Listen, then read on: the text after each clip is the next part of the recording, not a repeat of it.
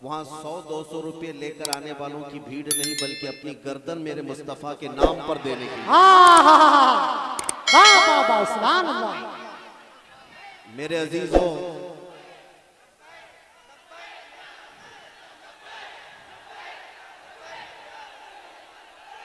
आला हजरत का ये फैजान है, सुभान अल्लाह।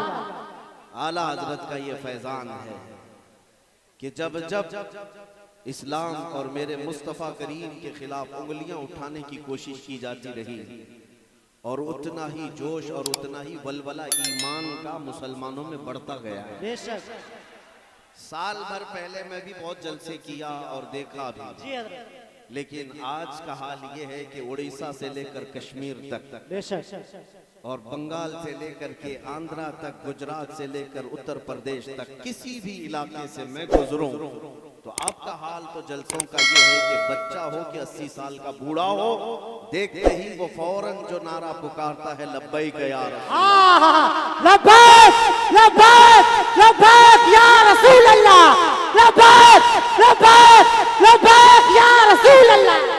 तवज्जो, ये नारा आया है और फिर मैं ये बात भी कह करके जाता हूँ इस मिंबर पर, अल्लाह ने अगर किसी को 100 साल की जिंदगी दी तो 100 साल तक जिंदा रहने के बाद भी देख लेना इस नारे में कोई कमजोरी नहीं आएगी, इसी तरह जिंदा रहेगा। बेशक इंशाअल्लाह। इसलिए कि उन जालिमों को मैं कहता हूँ, तुमने वो चिंगारी को भड़काया जो हमारी जान से ज्यादा अजीज है। बेशक हाँ, हमारे हर चीज को छीना तो जा सकता है, इश्क़े मुस्तफा पर कोई हमला बर्दाश्त नहीं। हमारे साथ आपको मैं तारीख बताऊं, बगदाद को 5 मरतबा उजाड़ा गया है, 5 मरतबा ऐसा तबाह किया गया कि मुसलमानों के खून से दरियाए दजला लाल हो गया था। अल्लाह अकबर, अल्लाह। ट्यूनिस को, मिस्र को, लीबिया को, मराकश को इतनी मरतबा उजाड़ा गया, पूरा कत्ल गारत फिलिस्तीन में खून बहाया गया है जी। इराक का हाल आज भी यही है, शाम, यमन सब तोड़ करके तबाह कर दिए गए। हर सदी में, हर जमाने में मुसलमानों के जनाजों से जमीन गवाह है। लेकिन मैं आपको एक बात बता देता हूँ, तारीख के बाब में लाखों कत्ल तो लिखे होंगे। बगदाद में हलाकू के जमाने में मुसलमानों की खोपड़ियों से एक मीनार बना दिया गया था, मीनार तामीर किया था। जुल्म इतना कर लिया इन लोगों ने, दुनिया ने। और ये जो मॉब लिंचिंग कहते हो, ये आज की नहीं, मक्का वाले भी यही करते थे जी। बिलाल हबशी को पकड़कर मॉब लिंचिंग ही तो होती थी। बेशक कूफा वाले भी मॉब लिंचिंग करते थे जी। हर जमाने में होता रहा, लेकिन कान खोल करके सुन ले दूसरे लोग भी, और आंख खोल कर देख भी ले। हर जमाने में इस दरख्त को हिलाने की कोशिश की गई, कोशिश तो की गई जी। हो सकता है पत्ते झड़ गए हों, लेकिन इसकी जड़ तहतुस सरा में है। इस्लाम उस दरख्त का नाम है जिसकी जड़ें तहतुस सरा में और उसकी शाखें औजे सुरैया पर। सुभान। इस्लाम तेरी नब्ज न डूबेगी हश्र तक, तेरी रगों में रवां खून है 4 यार का। वाह वाह वाह, क्या बात है मुफ्ती साहब। मेरे अजीजों, अब थोड़ी देर तवज्जो के साथ आप समाप्त करें जी। करम, थोड़ी देर जी, करम। नबी करम सल्लल्लाहु तआला अलैहि वसल्लम की उम्मत में अल्लाह ने आपको पैदा किया और कुरान में कहा कुंतुम खैर उम्मतिन, बेशक तुम सबसे बेहतरीन उम्मत, बेशक सबसे बेहतरीन उम्मत हो जो लोगों के दरमियान निकाले गए। किस लिए? भाई तकरीर सुनना है तो ठीक है, नहीं तो मैं खुद हाफिज कहता हूँ। अब नारे भी सब आखिर में लगा लेंगे आप, सब पूरा खत्म होने। मैं मैसेज देने के लिए आया हूँ, मैसेज अगर लेना है तो ठीक है। तवज्जो, अल्लाह ने आपको फरमाया खैर उम्मत हो तुम, सबसे बेहतरीन उम्मत। किस लिए? तामुरून बिल मारूफ, तुम अच्छाइयों का हुक्म देते हो, तन्हौना अनिल मुनकर, तुम बुराइयों से रोकते हो, व तुमिनून बिल्लाह, और गैब से ना देखे हुए अल्लाह पर ईमान लाते हो। ये तुम्हारी सिफात अल्लाह ने कुरान में बयान किया। तुम सबसे बेहतरीन उम्मत हो, लेकिन क्या आज के हालात में बेहतरीन उम्मत का खिताब तुम्हारे साथ है या नहीं है? आज के हालात में क्या तुम अच्छाइयों का हुक्म दे रहे हो, बुराइयों से रोक रहे हो?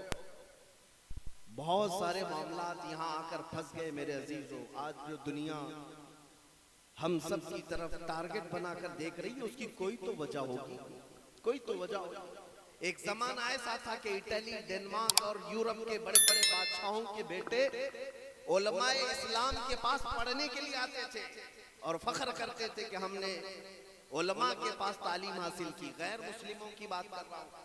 और आज तुम अमेरिका और यूरोप जाकर के फख्र करते हो। दौर इतना क्यों बदल गया? जमाना ऐसा क्यों हो गया? कोई तो वजह है मेरे अजीजों। वो कौन सी ताकत थी जिसको लेकर 313 निहत्थे बदर में उतरे थे, लेकिन 1000 से ज्यादा फौज पर भारी नजर आते थे? वो कौन सी ताकत थी जो कैसर और किसरा को धूल चटा दिया था? वो कौन सी ताकत थी जो सलाहुद्दीन को फातिह बैतुल मुकद्दस बनाया था?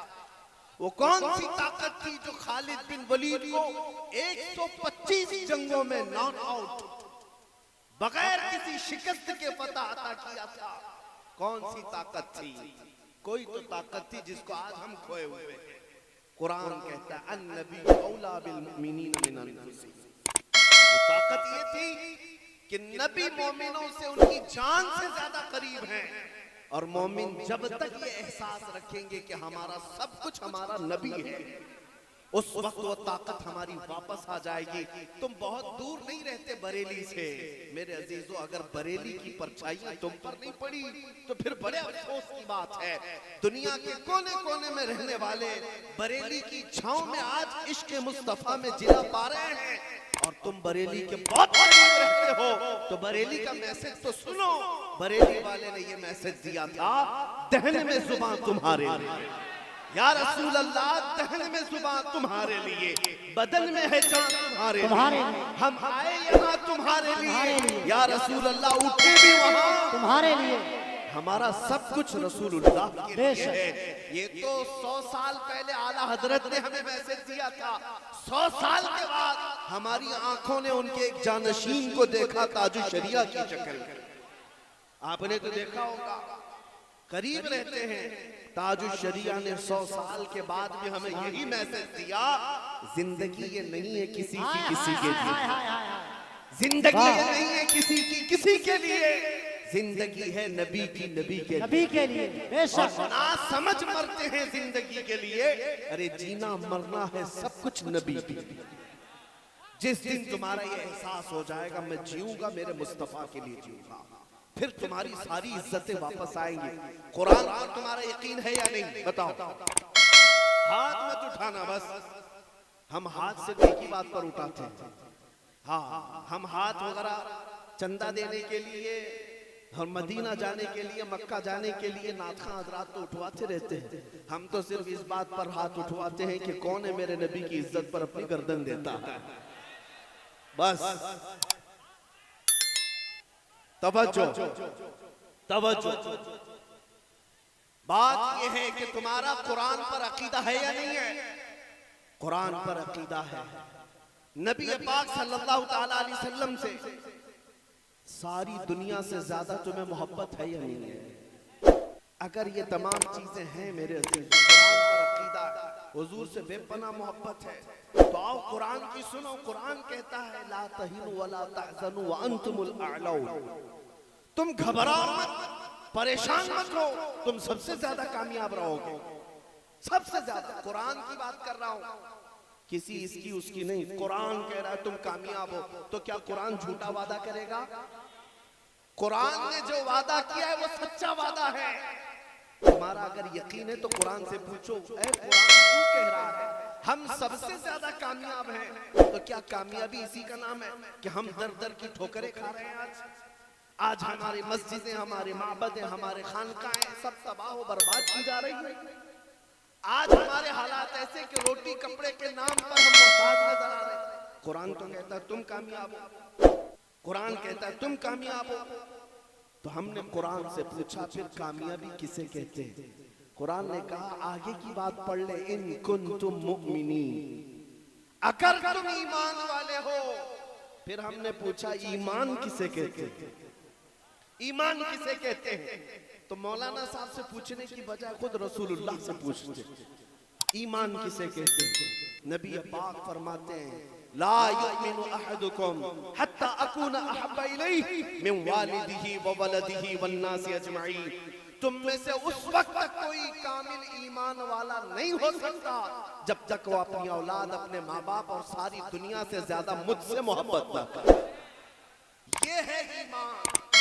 जब तुम्हारे अंदर ये बात आ जाएगी कि कसरत से मेरे आका से मोहब्बत करते हो, तो फिर कुरान का जो वादा है तुम सबसे ज्यादा कामयाब रहो, सबसे ज्यादा कामयाब रहो। डरो मत, घबराओ मत। तुम्हारे पास बहुत बड़ी दौलत है मेरे मुस्तफा की मोहब्बत की दौलत। बस इस चिंगारी को थोड़ा शोला बनाने की बात है। बस मैं नाउम्मीद नहीं हूं। इस वाले का यू को बिल्कुल बंद कर दो, यू को बंद कर दो इस वाले। हाँ, मैं सिर्फ और सिर्फ आप तमामी हजरात को ये बात बताना चाहता हूं कि नबी पाक सल्लल्लाहु ताला अलैहि वसल्लम से अगर जान से ज्यादा मोहब्बत हो जाए तो कुरान का जो वादा है वो कामयाबी का वो वादा बिल्कुल बरहक है। क्योंकि कुरान ने जब वादा किया था, सहाबा ने वो वादा देखा है। वो बगैर चप्पल के आए थे बदर में, बगैर साजो सामान और बगैर तलवारों के आए थे। एक सहाबी हजरत सुहैल कहते हैं हमारे पास तो ऐसी तलवारें थी जिससे सब्जी भी नहीं कट पाती थी। लेकिन बद्र के मैदान में एक सहाबी हजरत उकाशा कहते हैं मेरे पास तो कुछ भी नहीं था, बस सिवाय मेरे मुस्तफा की मोहब्बत के। आया मैदान में, कहा या रसूल अल्लाह मैं भी मैदान में उतरता हूं, मेरे पास कुछ साजो सामान हथियार नहीं। हुजूर पाक ने फरमाया कोई लकड़ी पड़ी तो लाओ। वो कहते हैं खजूर के तने की एक सूखी हुई लकड़ी मेरे हाथ में आई, मैं नबी पाक के पास दिया। हुजूर पाक ने अपना हाथ उस लकड़ी पर फेरा और कहा जाओ इसी से लड़ो। हज़रत उकाशा कहते हैं वो सूखी लकड़ी लेकर मैं मैदान में उतरा, उसी से कई काफिरों को मारा था। वो तलवार से ज्यादा असर करती थी। मेरे अजीजों, ये मदद जो सहाबा को आई थी वो इश्क मुस्तफ़ा की बदौलत। उनका यकीन था रसूलुल्लाह की जात पर कि हम नबी के पीछे हैं, उतरना हमारा काम है, फतह देना मौला की शान है, रब ताला की शान है। इसीलिए आपको पता है जब इराक फतह हुआ 300 सहाबा थे साद इब्ने अबी वक्कास के साथ। ये सहाबी का अकीदा तो देखो, सहाबी रसूल हैं। जब इराक फतह हुआ तो उनको ईरान भी जाना था। इराक और ईरान के बीच में दरिया दजला है, क्रॉस करने के लिए कोई ब्रिज नहीं। ईरानी फौज ने सारे पुल तोड़ दिए थे कि कहीं ये मुसलमान इधर से क्रॉस करके आ ना जाए। सारे पुल तोड़ दिए। साद इब्ने अबी वक्कास का हौसला न तोड़ सके, अपने साथियों से कहा कि चलना है। सबों ने कहा चलना तो है लेकिन दरिया है, दरिया है, कोई पुल नहीं, कोई ब्रिज नहीं। दरिया दजला कोई तालाब का नाम नहीं है, दुनिया की एक बहुत बड़ी नदी का नाम है। गहराई भी ज्यादा है, चौड़ाई भी ज्यादा है। साद इब्ने अबी वक्कास का हौसला फिर भी पस्त नहीं। तारीख तबरी में ये रिवायत मौजूद है। उनके साथियों ने पूछा साद इब्ने अबी वक्कास से कि जाएं उस तरफ तो कैसे जाएं? साद इब्ने अबी वक्कास ने कहा किसी पुल किसी ब्रिज की जरूरत नहीं, अपने अपने घोड़े लो और पानी में डाल दो, पार कराना मौला की तरफ से है।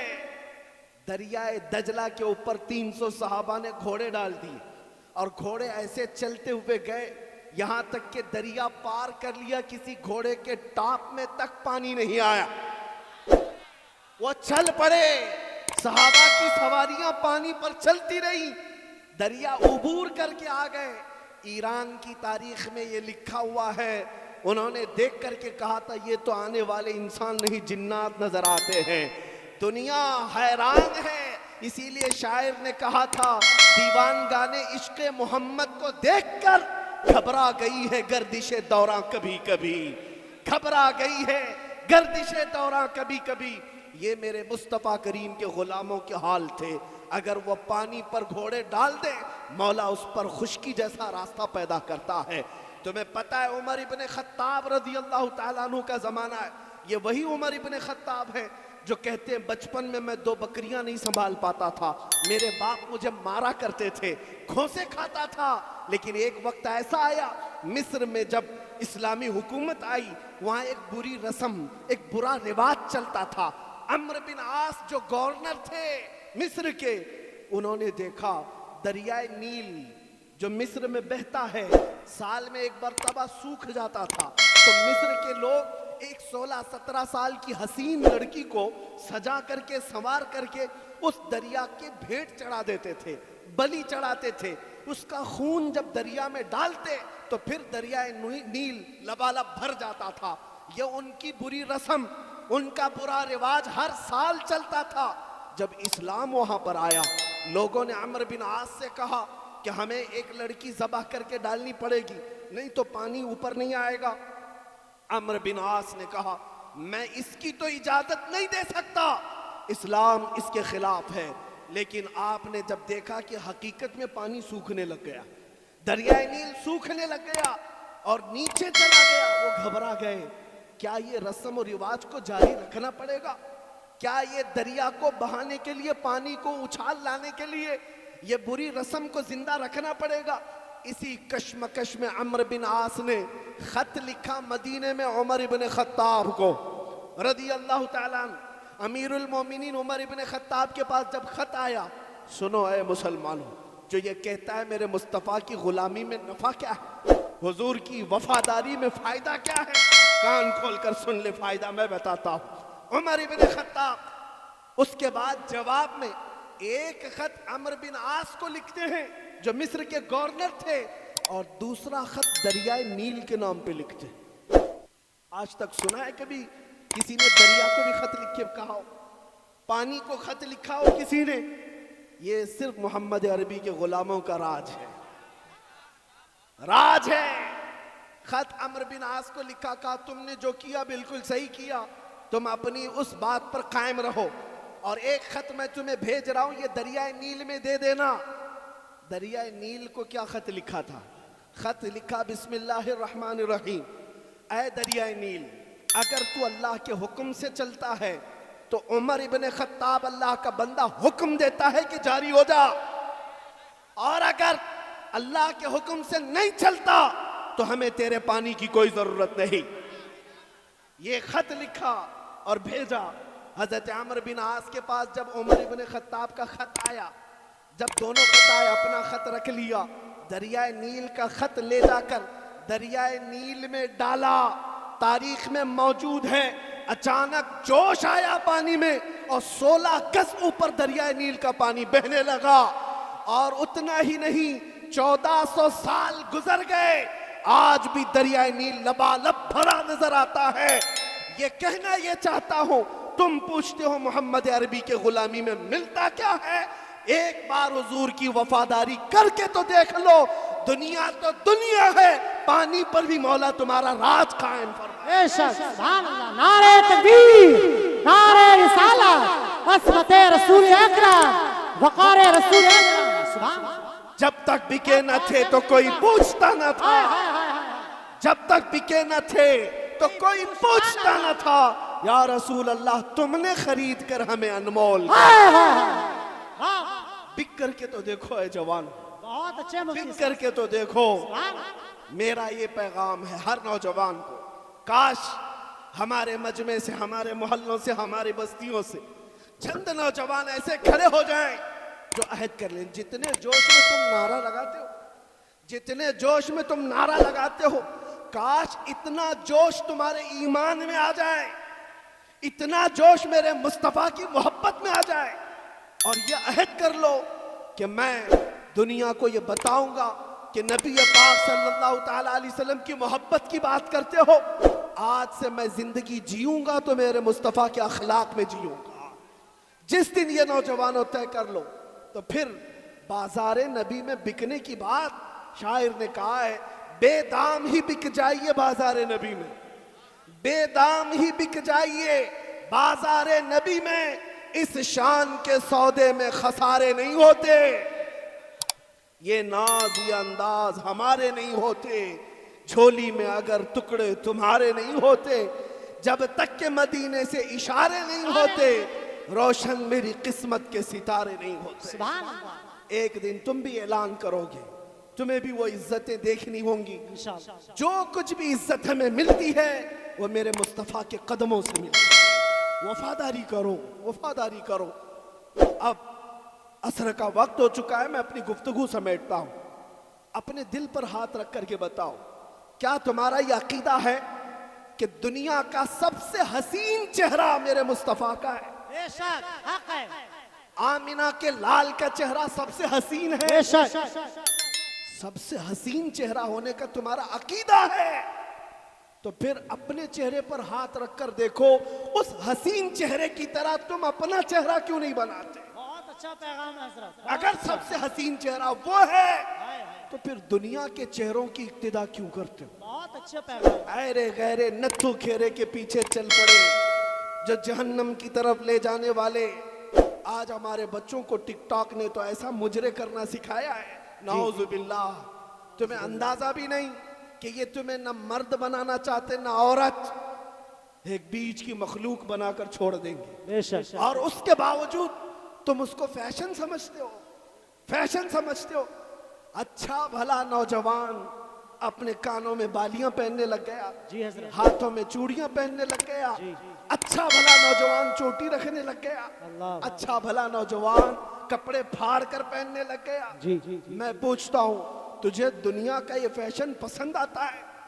ऐ नौजवान, अगर मेरे मुस्तफा से इश्क होता तो तू ये कहता, दुनिया अगर नंगा रहने पर फख्र करती है तो मैं आमिना के लाल की इक्तिदा करके फख्र करूं। मैं उनके लिबास में फख्र करूंगा। देखना फिर इज्जतें क्या होती हैं, इज्जतें क्या होती हैं। मेरे अजीजों, ये सिर्फ हमारा लिबास है। जी। लोग इज्जत करते हैं ये मेरे मुस्तफा के लिबास की वजह से, सुन्नत की वजह से। और जब यहाँ पर ये इज्जत है तो कब्र में भी होगी और हशर में भी होगी। इंशाअल्लाह, इंशाअल्लाह। बेशक। आज का मेरा मैसेज यही है, यही मेरा मैसेज है जो आला हजरत ने 100 साल पहले कहा था। कान खोलकर सुनो, 100 साल पहले कहा था। वो मैसेज क्या है? आज ले उनकी पनाह, आज मदद मांग उनसे। आज ले उनकी पनाह, आज मदद मांग उनसे। कल न मानेंगे कयामत में अगर मान गया। बस इसी पर जिंदा रहो कि हमें जीना है मेरे मुस्तफ़ा के अखलाक में जीना है, और हुजूर पाक के अखलाक को जिंदा करके दिखाना है। मैं बार बार ये कहता हूँ, कुछ नौजवानों को ये शर्म आती है, टोपी रखेंगे, दाढ़ी रखेंगे, लोग मुल्ला कहने लगेंगे। तुम्हें लोगों के तानों पर नहीं जीना है, तुम्हें अपने नबी के लिए जीना है। लोग कुछ नहीं कहते। और एक बात मैं आपको बताऊं, अरे दुनिया वालों को चोटी रखने पर शर्म नहीं आती, तुम्हें दाढ़ी रखने पर क्यों शर्म आती? बहुत अच्छा पैगाम है, बहुत अच्छा पैगाम। शर्म आती है। बहरहाल मेरे मुस्तफ़ा करीम सल्लल्लाहु अलैहि वसल्लम के अखलाक की तरफ आओ, फिर दुनिया तुम्हें बताएगी। मैंने देखा है, एक सहाबी रसूल हज़रत नुअमान, ये बहुत बड़े बादशाह के दरबार में गए। जब उस बादशाह को पता चला मोहम्मद अरबी सल्लल्लाहु अलैहि वसल्लम का एक सहाबी आ रहा है, उसने रेशम का कारपेट बिछाया और कुर्सी सोने की कलई की हुई, सोने की कलई की हुई कुर्सी बिछाया। हजरत नुअमान आए। दुनिया के इस चकाचौंध से कभी मेरे आका के गुलाम इस तरह दिल नहीं दे बैठते। आए और उस दरबार में अपनी झड़ी से उस रेशम के कालीन को फाड़ दिया और कहा, मैं इस पर नहीं चलना। फिर जब कुर्सी के पास आए, उसको ठोकर देकर गिरा दिया, कहा लकड़ी की कुर्सी पर बैठता हूं। बादशाह ने कहा, अब तक ये एजाज मैंने किसी को नहीं दिया। तुम मोहम्मद अरबी के गुलाम हो, सहाबी हो, क्या बात, उनके तर्जुमान, उनके सफीर हो। जी। मैंने रेशम का महंगा कालीन बिछाया और सोने की कलई की हुई कुर्सी बिछाया। उस सहाबी ने एक ही जवाब दिया, एक ही जवाब दिया, तेरी इज्जत, तेरा इज्जत करना अपनी जगह पर। मैं अगरचे मेरे मुस्तफा से दूर हूं, लेकिन रेशम मेरे मुस्तफा ने मर्दों के लिए हराम करार दिया और सोना मर्दों के लिए हराम करार दिया। जिसको मेरे नबी ने हराम किया है उनका गुलाम कभी उसको अपना नहीं सकता, चाहे सामने बादशाहत ही क्यों ना आ जाए। इसीलिए हुजूर ताज शरिया ने फरमाया था, बुल हवस सुन, सीमो जर की बंदगी अच्छी नहीं। बुल हवस किसको कहते हैं? नफ्स का पुजारी, ख्वाहिशात के पीछे भागने वाला, इसको बुल हवस कहते हैं। और सीमो जर, सोना चांदी को, जो सोना चांदी के पीछे भाग रहे हैं, उनको हुजूर ताज शरिया ने फरमाया था, बुल हवस सुन, सीमो जर की बंदगी अच्छी नहीं, उनके दर की भीख अच्छी, सरवरी अच्छी नहीं। उनके दर की भीख अच्छी, सरवरी अच्छी नहीं। हमने नबी पाक के गुलामों को देखा है, जब उन्होंने दुनिया को ठुकराया है, सारी दुनिया मौला उनके कदमों में लाकर रखा है। आज मैं यही कहकर जाऊंगा, ऐ नौजवानों, जिंदगी बहुत कम है। हालात जिस तरह के यहाँ पर है, इसका एक ही हल है, एक ही हल है। जो हालात बिगड़ते जा रहे हैं, सख्त से सख्त होते जा रहे हैं, उसका एक ही हल है। तुम आज इस टेंशन में हो कि हमारी मस्जिदों का क्या होगा, हमारे मदरसों का क्या होगा, हमारी अजानों का क्या होगा, हमारी टोपियों दाढ़ियों का क्या होगा, तुम इसी टेंशन में हो। और लोग ये कहते हैं बच्चियों का हिजाब, औरतों के नकाब, ये शरीयत के मसाइल, हर दिन नई नई खबरें। इसका हल क्या है? इन सब मसाइल का हल मैं एक ही बात में बताता हूं, एक ही बात, कि मोहम्मद से वफा तूने, कि मोहम्मद से वफा तूने, तो हम तेरे हैं। ये जहां चीज है क्या, लौहो कलम तेरे। सुभान अल्लाह, बेशक सारे मसाइल का हल एक है, सारे मसाइल का हल एक है। इसलिए कि दुनिया आज जान रही है कि ये फीके हैं, अंदर से खोखले हैं, अंदर से खाली हैं। अगर ये अपने नबी से मोहब्बत करते हैं तो इनको इनके नबी की सीरत क्यों नहीं मालूम? एक पंडित ने, और वो प्रोफेसर भी है, उन्होंने मेरे सामने बैठकर के कहा, मौलाना आपकी बातें बड़ी बड़ी ठीक है, इश्क और मोहब्बत की आप जो बात कर रहे हैं, आपकी कौम से पूछें कितने लोग हैं जो आपके नबी की सीरत पढ़े हुए हैं, कौन कौन है जो उनके औलाद, उनके खानदान और उनकी जिंदगी को जानता है, कितने हैं जो उनकी मक्का की जिंदगी, मदीने की जिंदगी को जानते हैं। बात तो ठीक थी, इसीलिए दुनिया आज तुम्हारे ऊपर तुली हुई है कि है तो इनके सरों पर टोपियां, चेहरों पर दाढ़ियां और घरों पर मुसलमानी अलामात, लेकिन हकीकत में दिल शायद खाली नजर आता है या अमल से दूर है। इसलिए दुनिया को जवाब देने के लिए सड़क पर उतरकर एहतजाज नहीं, दुनिया को जवाब देने के लिए सिर्फ प्रोटेस्ट और धरना नहीं, बल्कि ये अहद करना है कि मैं मेरे मुस्तफा का दीवाना सिर्फ बाहर से नहीं, दिल से भी नजर आऊंगा। मैं अपनी सारी चीजें कुर्बान करता हूं, जो मेरे नबी को नापसंद है उस चीज को मैं नहीं करता। क्या ऐ नौजवानों, हुजूर की मोहब्बत पर फिदा होकर नारे तो लगाते हो, सुबह गाने सुनते हुए उठते हो, रात को गाने सुनते हुए सोते हो, क्या ये मोहब्बत का तकाजा है? क्या ये मोहब्बत का तकाजा है? चौराहे पर खड़े होकर अगर तुम्हारी आंखें बहकती हैं और अजनबी लड़कियों के पर्दे को चाक करती हैं, तो क्या ये मेरे मुस्तफा की गुलामी का तकाजा है? शर्म आ जाएगी। तुम्हारी निस्बत अगर मेरे मुस्तफा से है तो तुम्हारी आंखें इतनी महफूज हो जाएं कि अहरे गहरे को ना देखे, बल्कि आंखें संभाल कर रखे।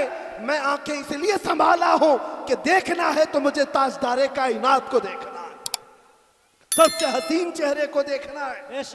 आंखें बचाओ, अपने अखलाक बचाओ, अपना ईमान बचाओ। बस इस बात पर मैं अपनी गुफ्तगू खत्म करता हूं। उन्हें जाना, उन्हें माना, न रखा गैर से काम। उन्हें जाना, उन्हें माना, न रखा गैर से काम। लिल्लाहिल हम्द, मैं दुनिया से मुसलमान गया। ऐ नौजवानों उठो, कुव्वते इश्क से हर पस्त को बाला कर दो, कुव्वते इश्क से हर पस्त को बाला कर दो, दहर में नामे मोहम्मद से उजाला कर दो। वाखिर दावाना अनिल हम्दुलिल्लाह।